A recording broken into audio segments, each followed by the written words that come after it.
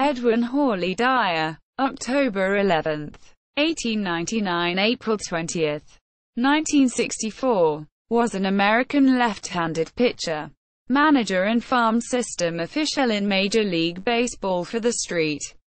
Louis Cardinals from 1922 to 1944 and 1946 to 1950. In 1946, Dyer's first season at the helm of the Cardinals, the Redbirds defeated the Brooklyn Dodgers in a thrilling National League season that featured the first postseason playoff in baseball history, then bested the favored Boston Red Sox in a 7-game World Series. Early life. College career. Edwin Hawley Dyer was born October 11, 1899, in Morgan City, Louisiana, the fourth of 7 children of Joseph M. and Alice Natalie Dyer. Baseball encyclopedias give his birth date as 1900, but his son Eddie Jr. says he subtracted a year from his age when he entered professional ball. U.S. Census and military draft records confirm this. He was an outstanding football, baseball and track and field athlete as part of the Morgan City High School class of 1917. His father owned a general store and a lumber yard and served as mayor of Morgan City, but lost it all during a recession before World War I and moved his family to Houston, Texas, where an oil boom was just beginning.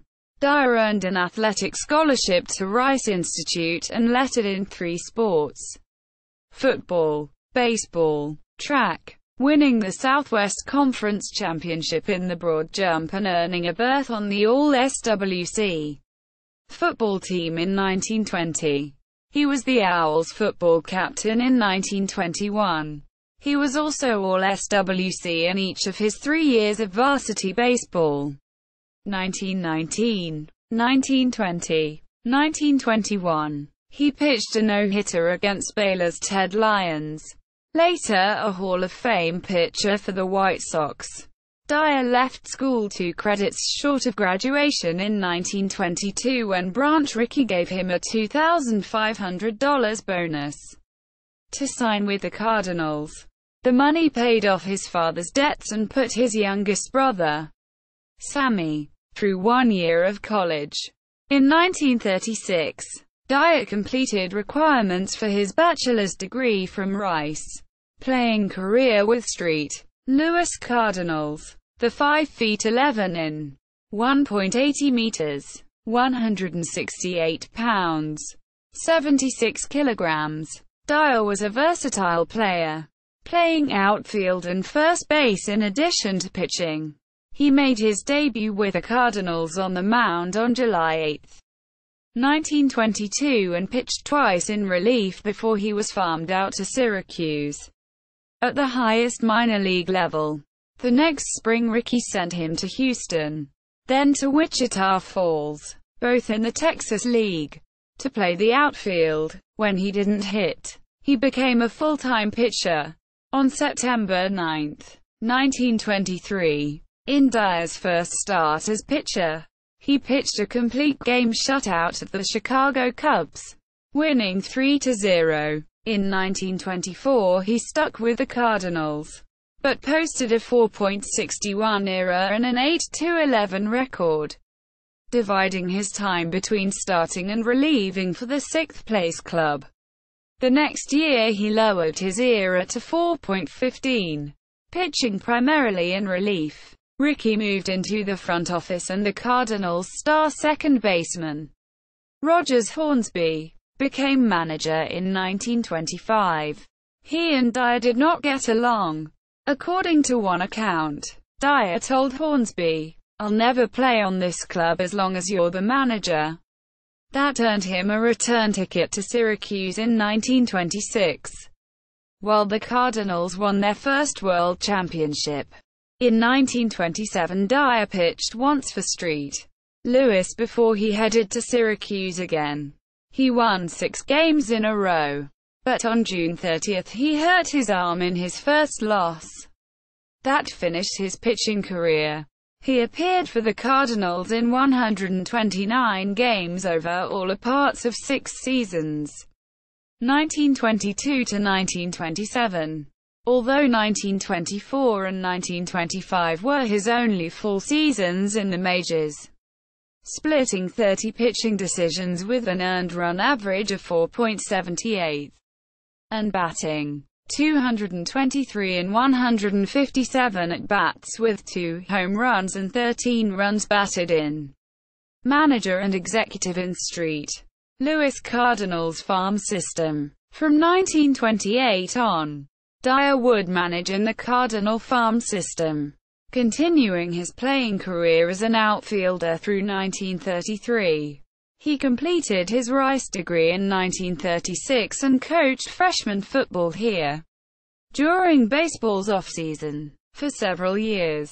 In addition, Dyer served as business manager, a club president of the teams he managed, and in 1938 he supervised all of the Cardinal farm teams in the Southern and Southwestern United States. The most important of these was Dyer's hometown Houston Buffaloes, the Cardinals club in the Class A1 Texas League. He took over as the Buffaloes manager from 1939 to 1941 and led them to 3 consecutive first-place finishes and 1 league playoff championship, averaging 102 victories. During much of the wartime period that followed, Dyer was director of the entire Cardinals farm system, although he left that post in the midst of the 1944 season to tend to his oil, real estate and insurance businesses in Houston. Skipper of post-war Cardinals at the war's end, and with the big league Cardinals in need of a manager upon Billy Southworth's departure for the Boston Braves, Dyer returned to baseball and his first major league managing assignment in 1946. The Cardinals were a powerhouse, having won 3 straight NL pennants from 1942 to 1944 and finished second in 1941 and 1945. But 1946 was an extremely challenging season for Dyer and his team. He had to blend returning war veterans and young players with Southworth's wartime club, and lost 3 key players: undefeated left-handed pitcher Max Lanier, second baseman Luke Line, and relief pitcher Fred Martin, to the marauding Mexican League.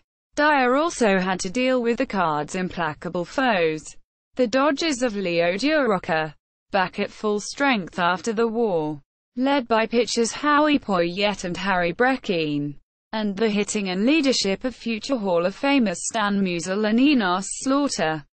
The Cardinals made up a 5-game All-Star break deficit, won 14 of their 22 regular season games with the Dodgers, and were tied with Brooklyn for the pennant on the season's final day.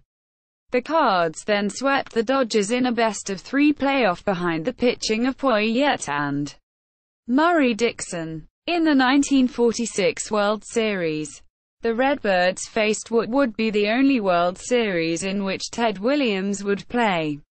The Red Sox had breezed to the American League pennant by 12 games and featured 20-game winners Dave Ferris and Tex Hewson idle during the NL playoffs. Boston played an exhibition game against an All-Star team in an effort to tune up for the Fall Classic. Williams was struck on the elbow by a pitch, and when the series began, he was ineffective. Breckin won 3 games. The Cardinals played inspired baseball, and in the deciding 7th game, Slaughter scored from first on a double, often mistakenly remembered as a single, by Harry Walker. A shocking feat. His was the winning run in the game and the series. From baseball to the business world, the 1946 World Championship was Dyer's high watermark as Cardinal manager. The following season, Brooklyn upset the balance of power in the National League by boldly breaking the color line. In May 1947, the Cardinals became embroiled in a hotly denied rumor that they planned to strike rather than permit Jackie Robinson on a major league diamond. although Dyer was not implicated in the rumor. More damaging. For the next decade, the Cardinals would lag behind most of the other NI clubs in signing African American players. Overall, the Cardinals reverted to bridesmaid status, finishing second from 1947 to 1949. Although they trailed the Dodgers by only one game in 1949. With the team's legendary farm system struggling without its founder, Branch Rickey, the very man who brought Robinson to Brooklyn, the Cardinals' quarter-century of baseball dominance was coming to an end. In 1950, they fell to fifth and Dyer stepped down as manager at the end of the season. During his 5 years as St. Louis manager, the Cardinals won 446 games and lost 325 for a .578 winning percentage. Dyer, however, preferred to manage his thriving Houston area businesses rather than seek another managing job in baseball. He suffered a stroke in January 1963, and died in Houston in April of the following year at the age of 64. Baseball Reference.com, career managing record and playing statistics. Baseball Library.com, biography and career highlights. Eddie Dyer at Find a Grave.